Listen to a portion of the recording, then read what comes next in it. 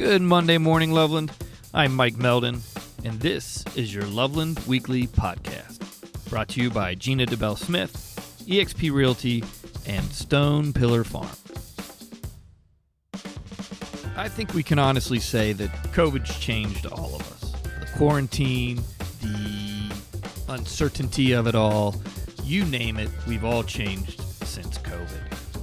Some of the changes have been good, some of the changes not so good. But I think a lot of people took the time during COVID, especially during quarantine, to look inward, to try to reevaluate their life, their goals, to see if they liked where they were at, where they were headed, or if they wanted to change direction. And I think a lot of us did. I know I did. One such person I talked to recently was Loveland citizen Susan Mordigal. She moved to Loveland about 11 years ago from the East Coast, and she saw COVID as a turning point for herself also. She decided to focus more on her passion, art.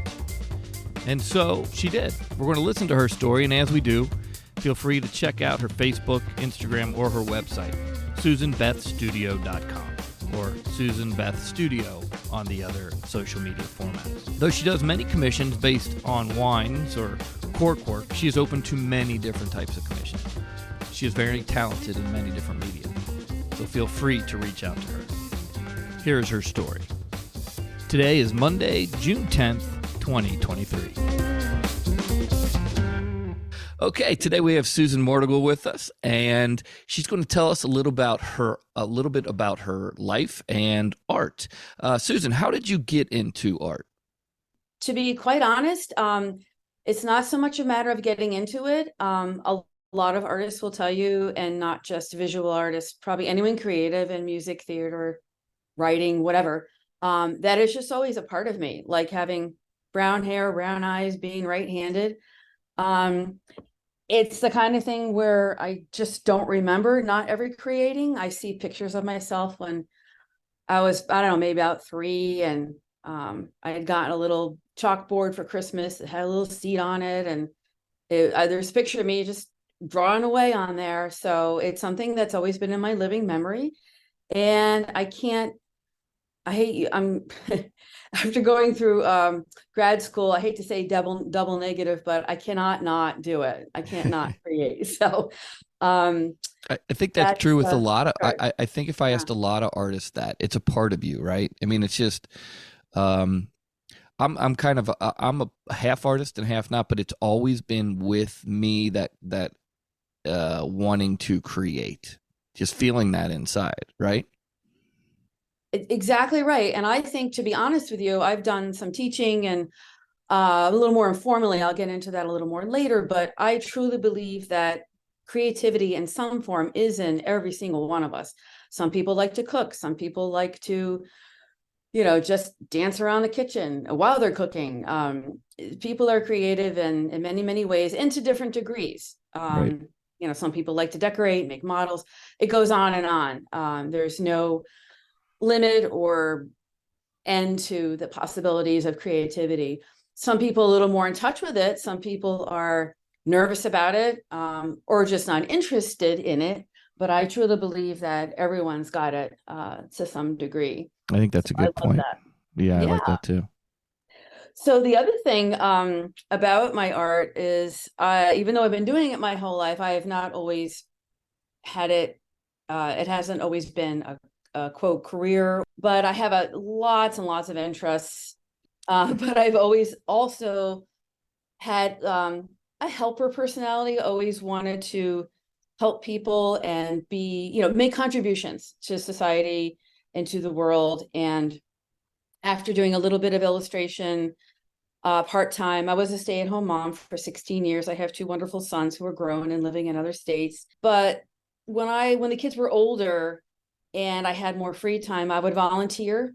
One of my best volunteer jobs, one of my favorites, was with our old beagle Cosmo, and we were pet therapy volunteers. And I absolutely love that. So that's how I got my social and my helper stuff fulfilled. And then I would work on my illustration.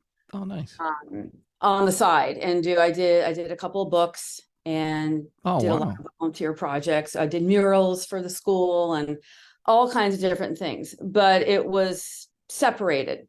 So one day I sat down with my husband and I said, hey, I would really love to combine these things into a career. So my love of helping people and being an artist. So I decided, well, how about let's be an art therapist, which of course I had to go back to school for.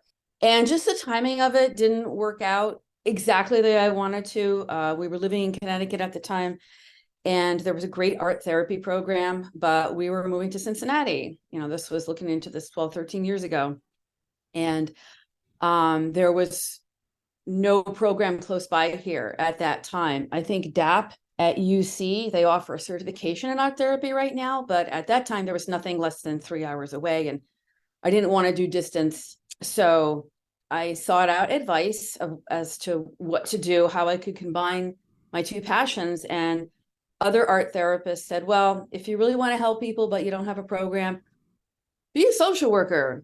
And then you can add art into it some way, somewhere down the road. Right. It's like, okay, well, let's try that. Um, so I went, long story, but after No, we but moved, I love the part that I just think it's neat that you felt you knew who you are, in that you were a helper person, you wanted to give back, and you wanted art, and you were trying to find a way to kind of mash the two together. I think that's really cool. Exactly. Thank you. Yeah, I tried really hard, and it took a while, but I was successful. So took some prereqs back in Connecticut because I had a BFA, Bachelor of Fine Arts, and it's wonderful knowledge, but it's good information for cocktail parties and Right. look at. But I did get ready for going back to grad school and took more prereqs when we moved out here to Cincinnati, and finally got accepted into the MSW Master Social Work program at UC, and did that full time for 2 years. And I had a couple jobs, short-lived jobs as a social worker, but my main job was at Easter Seals, which is a phenomenal organization serving all kinds of individuals with developmental disabilities, from birth to death, veterans, huge veterans program.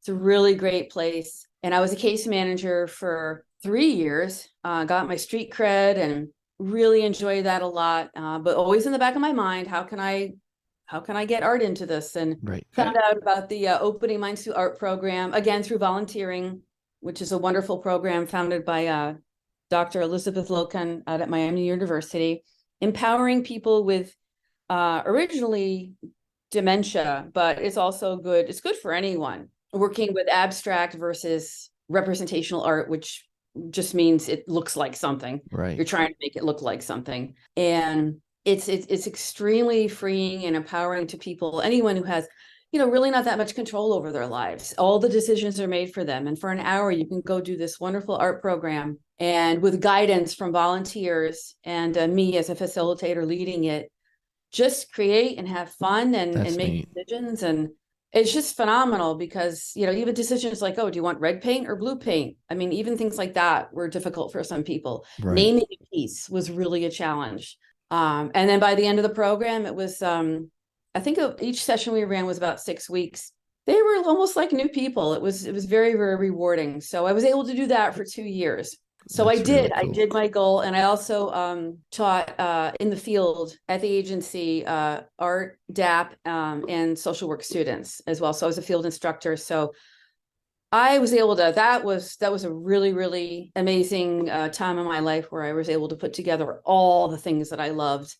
And we eventually, it ran its course, it ran out of funding, and then COVID hit. So the early spring of 2020 was the last time we ran that program. But Oh, wow.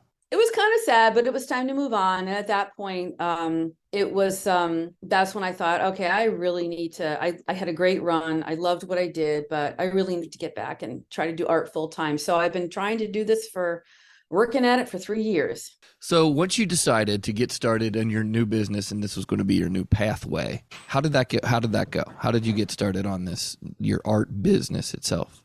Yeah, that started very, very slowly. I was doing traditional illustration techniques that I was very comfortable with. I can use a lot of different traditional materials: paint, pencil, graphite, charcoal, acrylic, watercolor, all that. But I absolutely fell in love with colored pencil, and to give colored pencil a rich base, I would use a marker.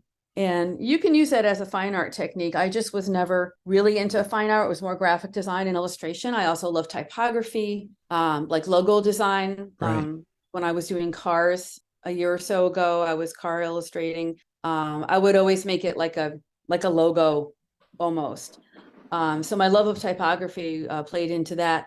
But I used, like I said, the marker and color pencil, some pen and ink, and did a lot of pattern work. I did a lot of steampunk inspired designs with animals. So I reinvented myself a few times doing this pen and ink and color pencil work. I had an art teacher one time that said, talent isn't rare, but persistence is. I think Thomas Edison had a similar outlook, and that is so true.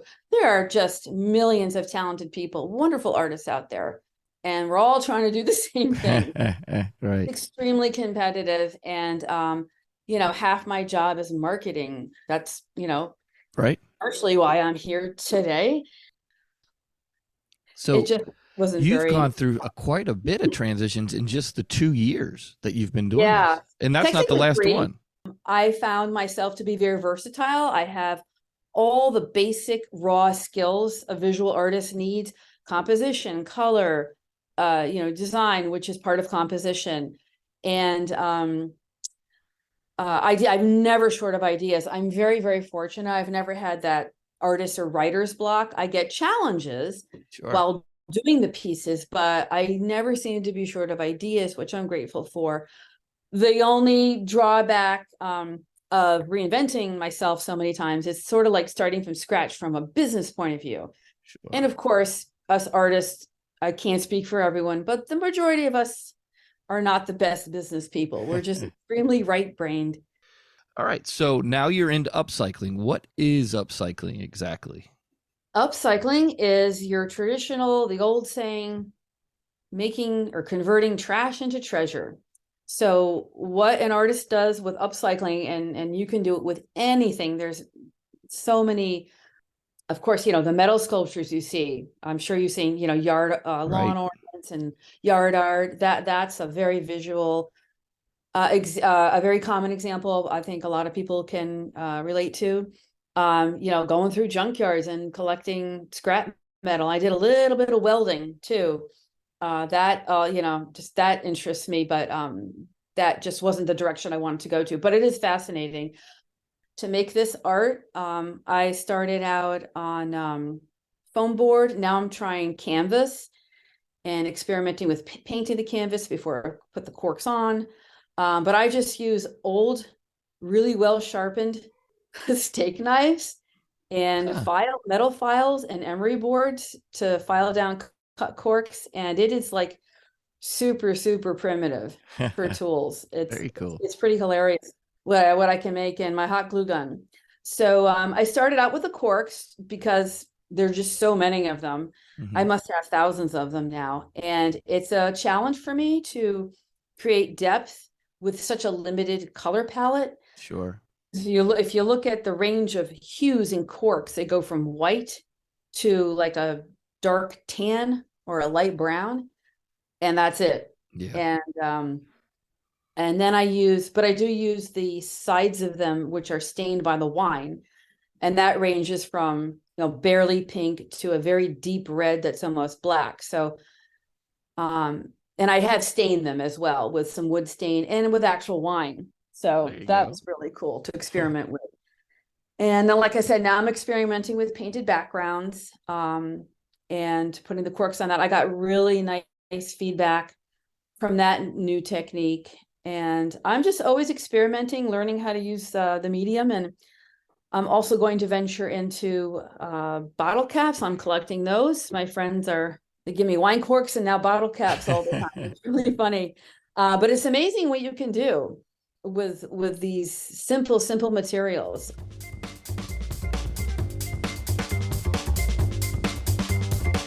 Looking ahead in Loveland.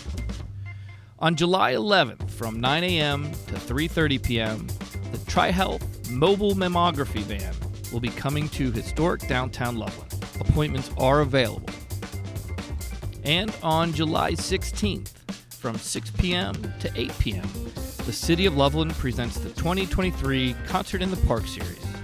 This concert will be the School of Rock Mason. All concerts are free and open to the public. They will be held at Nisbet Park from 6 to 8 p.m., and you can enjoy the Dora District and order food from a local restaurant.